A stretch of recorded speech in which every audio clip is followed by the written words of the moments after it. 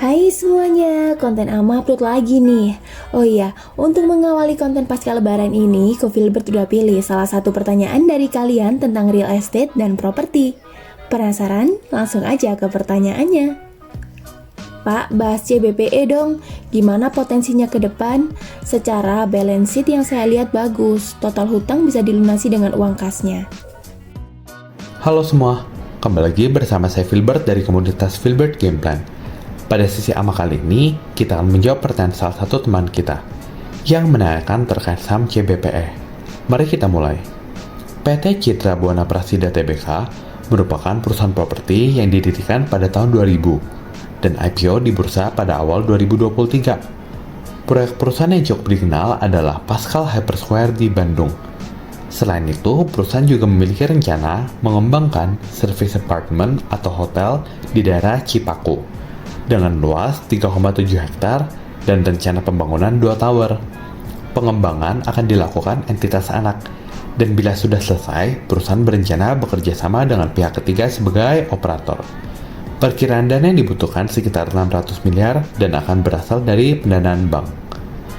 Mengingat proyek perusahaan yang saat ini terfokus di Pascal Hypersquare, pertanyaan yang menarik adalah, apakah perusahaan masih memiliki room to grow?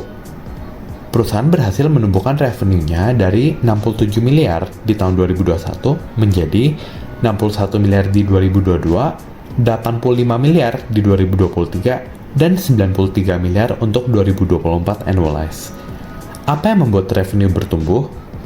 Kita bisa mengkategorikan pendapatan perusahaan menjadi dua. Pertama, recurring atau berulang yang berasal dari pendapatan sewa lahan dan ruko serta service charge. Angkanya 29 miliar di 2021, 35 miliar di 2022, 40 miliar di 2023, dan 48 miliar untuk 2024 annualized. Margin laba kotornya juga cukup tebal.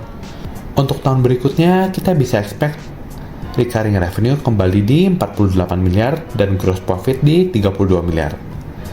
Kedua, yang tidak berulang yaitu pendapatan dari penjualan ruko. Angkanya di 38 miliar untuk 2021, 26 miliar di 2022, 45 miliar di 2023, dan 45 miliar untuk 2024 annualized. Berbeda dengan recurring yang stabil dari bulan ke bulan, untuk penjualan ruko ini angkanya lebih fluktuatif. Sebagai contoh, meski di 2023 ada penjualan 45M, namun bila kita telusuri, maka 9 bulan pertama hanya 9 miliar. Barulah di 3 bulan terakhir, senilai 36 miliar. Berdasarkan LK24Q3, saat ini level persediaan perusahaan relatif rendah, di angka 18 miliar.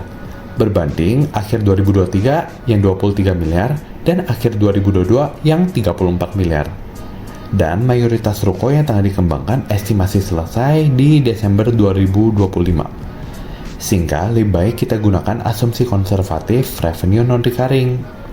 2025 sebesar 32 miliar dan laba kotor 24 miliar. Sehingga untuk tahun 2025 estimasi revenue ada di 80 miliar dan gross profit di 56 miliar. Setelah dikurangi fixed cost dan beban bunga, diperoleh estimasi laba sebelum pajak 46 miliar dan laba setelah pajak 41 miliar, atau setara dengan EPS 30. Maka, valuasi pada saat video ini dibuat yang 196 per lembar, melambangkan per 6,5 kali terhadap estimasi kinerja 2025.